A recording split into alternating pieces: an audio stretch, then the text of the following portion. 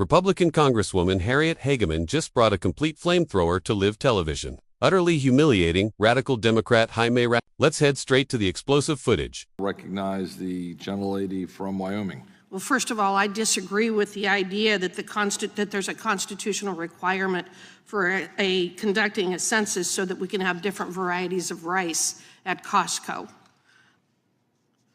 I almost want to say that almost all countries conduct a census. Mr. Chair, that's racist.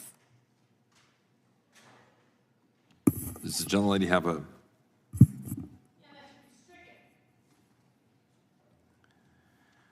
Does the gentlelady from Wyoming have a response?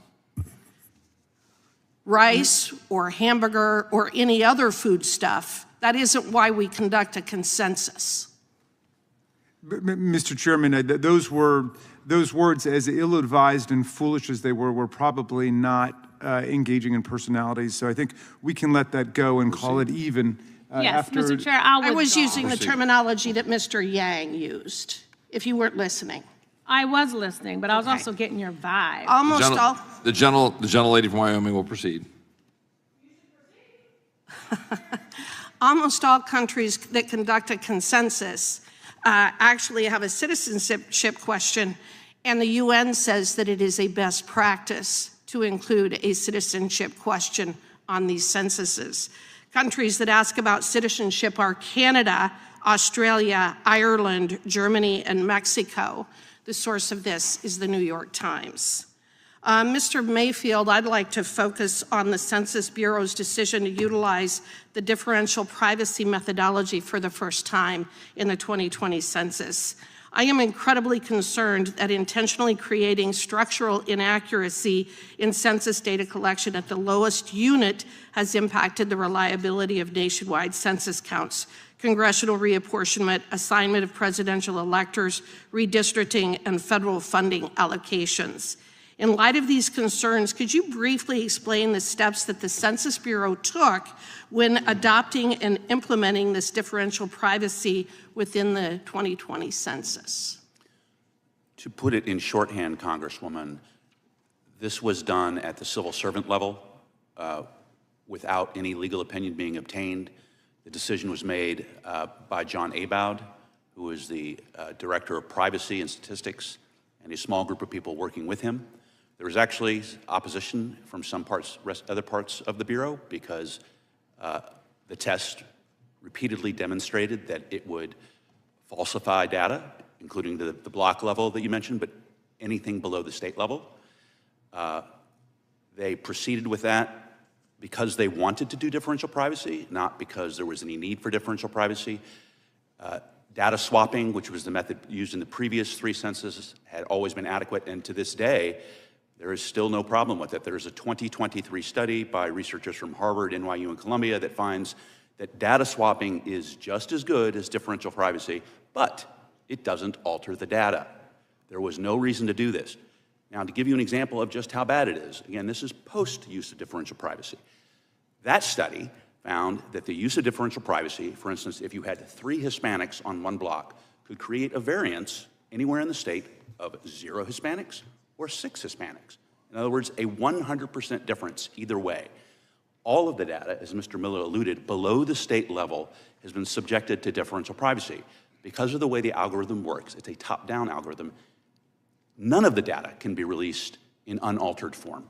You cannot actually get the results of the survey below the state level. So you may know there are 9 million people in Indiana, but you don't know how many people there are in Muncie. You don't know how many people there are on Mayfield Street in Muncie. They cooked the books, and they did so intentionally. Is that a good way of describing it? That is accurate.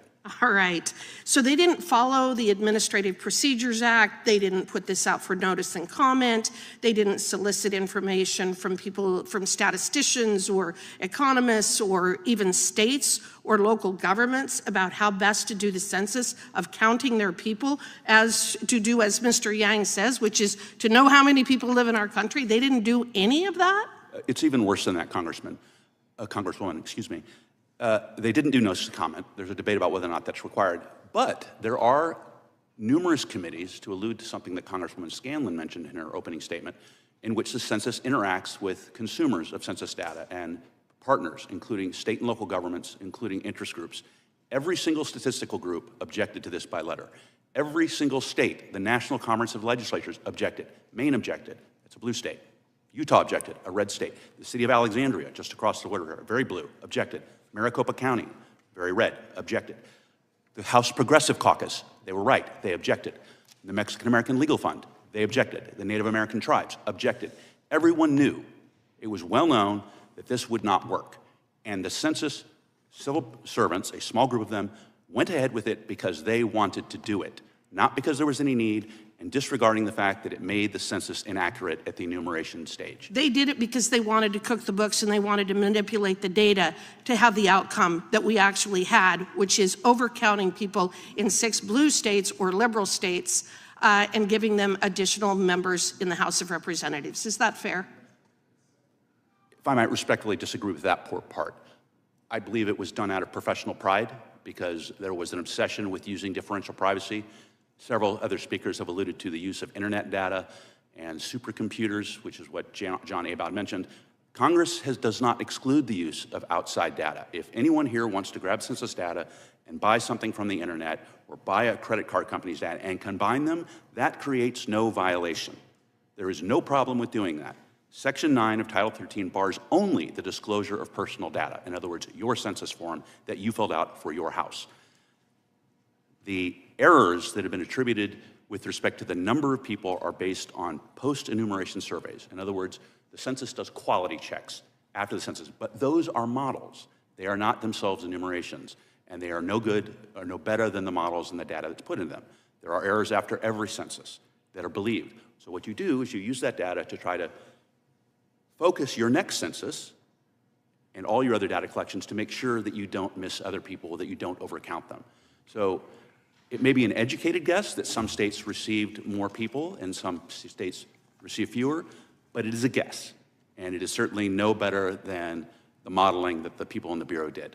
Okay, and I know that I am out of time. What I hope comes out of this hearing, however, is that we have solutions of what Congress can do to make sure that these inaccuracies are addressed and that we never have this kind of a mess again. Hegelman, aggressively shredded, a Democrat witnesses bizarre claims about the constitutional purpose of the census. First of all, I disagree with the idea that there's a constitutional requirement for conducting a census, so that we can have different varieties of rice at Costco. That isn't why we conduct a census. Panicked leftists immediately tried to hijack the room with one screaming over the microphone, "Mr. Chairman, that's racist."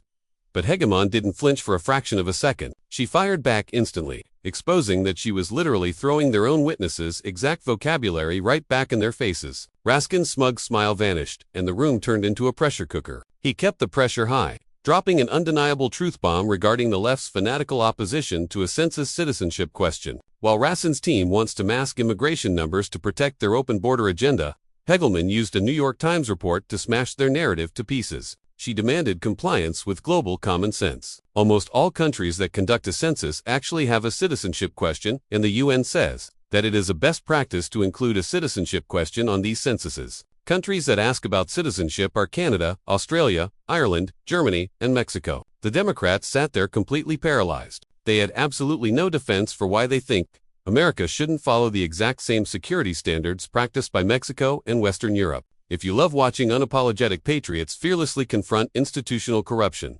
smash that subscribe button right now. We are exposing the swamp's dirtiest tricks every single day, and your support is what keeps this fire burning. Heen completely exposed the most explosive part of the hearing, uncovering how deep state civil servants implemented an algorithm called differential privacy to deliberately rig the 2020 census data. She forced the witness to admit that a small cabal of bureaucrats pushed this top-owned system through with zero formal legal opinions, completely bypassing public notice. Hegemon exposed that this algorithm deliberately injected artificial inaccuracies, creating a 100% variance that falsified block-level data across America. She aggressively pinned down the exact political motive. They cooked the books, and they did so intentionally, overrounding people in 6 blue states and giving them additional members in the House of Representatives. Hegelman completely exposed how this radical bureaucracy ignored fierce written objections from every major statistical group, state legislature, and local progressive caucus across the nation just to manufacture a partisan outcome. Harriet Hegelman delivered an absolute masterclass in aggressive congressional oversight.